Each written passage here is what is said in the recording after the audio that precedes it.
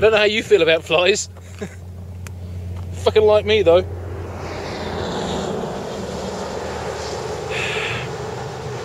I do remember that the last time I was out this part of the world, I got so pissed off with them I said, I'm never coming here again. But I've only just remembered that. Just approaching the Nullabor desert. Nullabor is Aboriginal, it means no trees.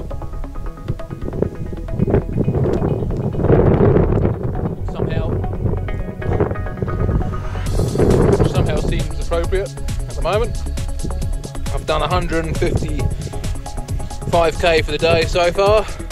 I'm hoping to do another 25 and then I'll get a beer because I can get to a roadhouse. I tell you, I am one lucky bastard. You're not supposed to cycle across the Nullabor this way. Everybody goes the other way to get the wind behind them. And I've had the wind up my arse for the last 4 days. It's really blowing today. Probably average about 30 kilometres an hour, I guess.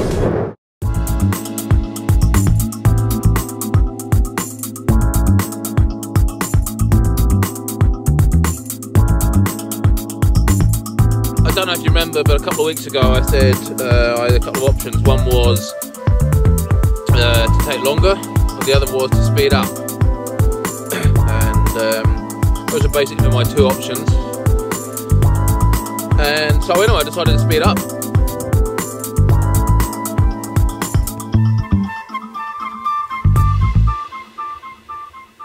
It's a little bit mind-numbing at the moment, to be honest. I think it's because it's cold and windy, and all the scenery is the same. Yeah, so it's just like one roadhouse to the next. Anyway, another roadhouse today. My highlight of my morning will be getting there and having a coffee. So I'm out of coffee and food. The only good thing I can say about today so far is at least the wind is up my arse. It's cold, it's like really cold. It's windy. Same fucking view that it has been for the last fucking 3 days. And it's raining. So yeah, for the least the wind is up my arse. It's nice, you can see the ocean. It's just made my morning. Alright, well I haven't been doing a lot of filming this week, and that's because at one point I was a little bit pissed off. But I'm feeling better now, feeling really good now actually. Back on top of the world, back on top of it. Backing things up. Over here, as you can see, this is where the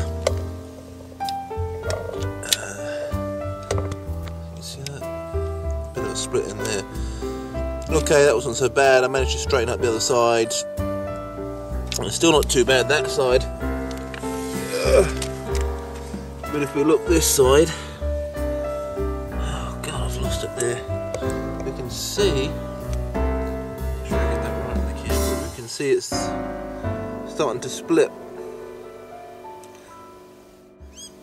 Oh, the other interesting thing is, I've been getting up earlier and earlier and earlier. It's like 8 o'clock or something, 7:30 when I got this morning. Which anybody who knows me will know how amazing that is. But in fact, it's not me, it's the time zone. For me, still 10:30.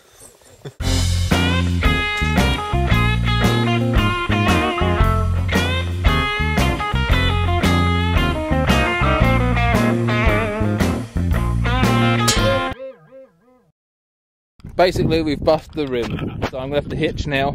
I'll show you this. It's here, and then this side it's really fucked. Spokes are broken, the whole thing's unrideable now. It just shakes and it's not going anywhere. So there you go, that's kind of fucked, isn't it? So, I don't know, I'll figure I'll have to hitch the next town, which is probably going to be like 300, 400 k's. And then figure out what to do next. Well, I might get changed out of these clothes anyway. Or maybe not. maybe some women to pick me up. So this is the situation. I'm staying with some friends here, friends of a friend in Kalgoorlie, and I had to hitch twice. I had to hitch with some Japanese, very kindly picked me up off the road, and had to hitch 500 kilometres to a town which didn't have a cycle shop, and then I had to hitch another 200 kilometres with another very nice couple to this town which I mentioned before, and getting a new back wheel for the bike. It's been sent up from Perth, so I should have that tomorrow. My MacBook has destroyed itself in the process. I don't know if it was that full moon thing that was going on. So I'm going to go to Perth. Hopefully I can get a day's instruction there and pay for a new Mac. But it kind of leads to the question now, do I go back 700 kilometres to where I wrote down and continue the route from there, or do I just pretend it never happened?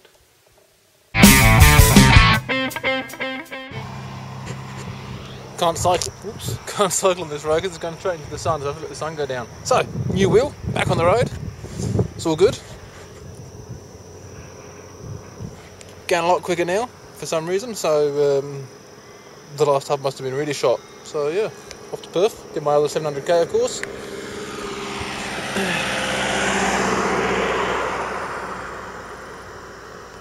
In your dreams. Just putting my tent away. Got crawled under my tent last night. About 100 caterpillars. Hasn't happened yet. Find out who he is.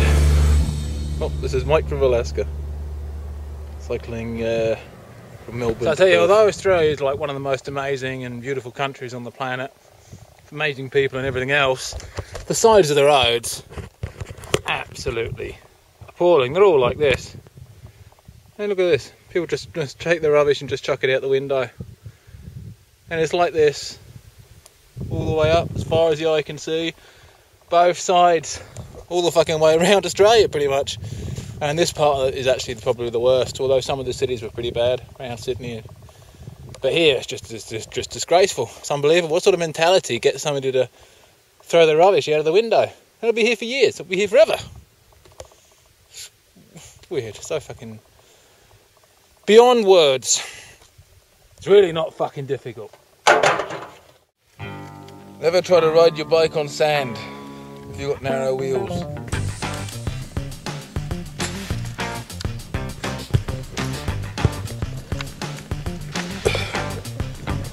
It's not the first time. It's probably about the 10th time. This is the longest fence in the world. Length is just over 1,800 kilometres, which is like 1,100 miles. Completed in 1903, Esperance on the south coast. 1907 at Port Hedland on the north coast. So it's a pretty fucking long fence, right? Don't I? Here it is. And it just stops just there. Well, I'm sitting here in a park in Melbourne. Oh no, I'm not. Fuck, no, hang on.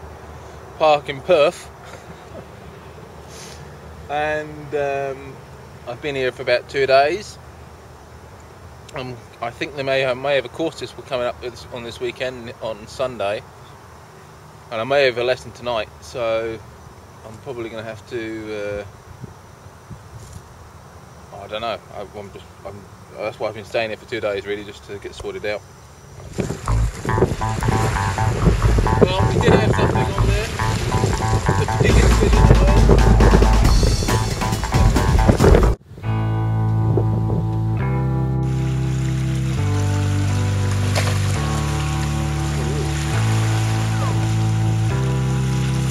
Oh, nice.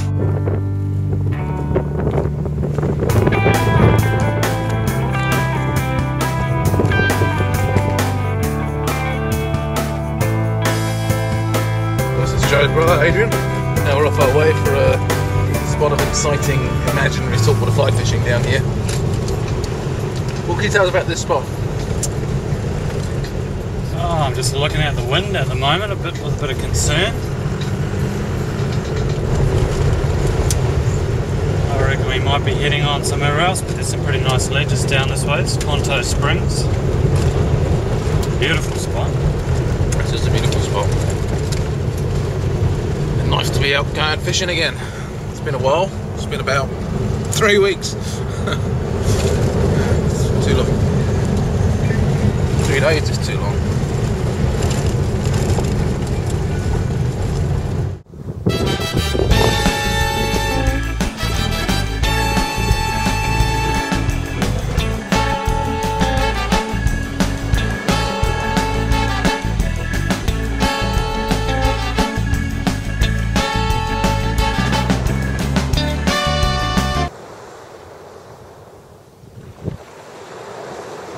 Back to imaginary brim fishing, and I'm fishing with local expert Tony, and what's going to happen? Hopefully get some brim. Hopefully we get some brim. I've heard that before. That is a brim. May not be the biggest brim. It is a brim.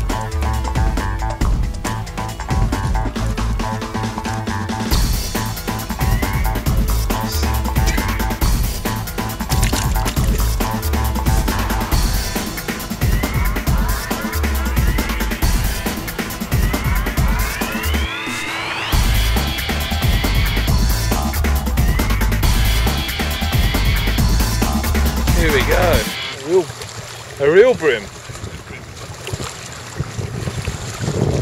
Oh, beautiful. Oh, good sized fish, lovely. Oh, nice. That's right where you hopped in. Is it? Yeah. Oh, bastard. Must have been attracted to my feet. Came in afterwards. Oh, lovely. Oh, well done. Oh, yeah, all right, I'll give you the ones I've got, right? One is flat line. You know, you can't make an overhead cast, but you can make a roll cast to sort that out. Another is you can retrieve the fly all the way pretty much to the rod tip, and then you can retrieve it all the way to the boat with this. So, sorry, if you were to just try and retrieve the fly to here, and you're just pulling it all the way in, there's not enough line there to load the rod to get the cast going. So you can fish the fly out to your feet pretty much, set yourself up into this position when you've got a roll cast. Don't know how that goes with striking on a saltwater fish, but with a trout you just make a roll cast and it sets a hook. Another situation, if you've got a really strong wind behind you, can't make a forward cast. Yeah, I think they're the main ones anyway. So to make a nice roll cast, come back, set the D-loop up here. Now it's important that line is about half a rod length out to the side. If it's too close to you, it's going to hook you. There's another key thing, that D-loop must be downwind. It's very important. You've got the wind coming onto your shoulder, it's going to hook you. And then you've got to tilt the rod a little bit. You've got to cant the rod so the rod tip is over the line. Yeah, because that's a tracking fault if you come vertically now. The line's not, so it's got to be tilted over. And then, very, very key to this cast is to lead with the butt of the rod. Yeah, so this part comes forward and then rotates at the end. People say they can't roll cast over grass. It's because they're not leading with the butt of the rod. They're going over like that, never straightens. You lead with the butt of the rod and then flick. It's always going to straighten. Okay, that's one of the keys to distance, and that becomes important, especially important with a dynamic roll cast. And because that's exactly the same thing as a distance cast, when I've got a teaching distance and it's not happening, I'll say, right, let's learn the roll cast, and then we'll apply that motion to the distance cast. Okay, so it's in here, this is the butt of the rod, and I think I covered dynamic rolls with it. Let me just make sure. No, I did. Okay. So that's the first thing. And then we've got, obviously, if we've got the wind blowing onto this shoulder, bring the line to this side, form a nice D-loop, lead with the butt of the rod. And a lot of people struggle here because they can't do this. Got to go straight, rod's over the top, rod tipped over the top of the line, rod tipped over the line, leading with the butt, and then flick straight. And a really good practice on this is to go right, and then to go left. Okay? Nice and simple, I'm sure you can all do that, right? Have you seen Peter Hayes do this? Yeah. He's got a different roll caster. He's a fantastic roll caster. Instead of coming over the top, what he does, still the late rotation, he's here, he's low, he's got the butt there, and he's really aiming at the target. It's like my 170 cast applied to a roll cast. But very, very good. And it's amazing roll caster. So anyway, that's the basic roll cast. Okay, but that's okay, it's good, it's a useful little cast, but it's a bit limited. We haven't gone very far with that cast. So we can make this cast a lot better by increasing the amount of line that we've got in the dealer. So one way of doing that is just take a couple of steps forward, right? Got a little more line in the dealer, better cast. But a better way of doing that, I think, would be just to nudge a little bit.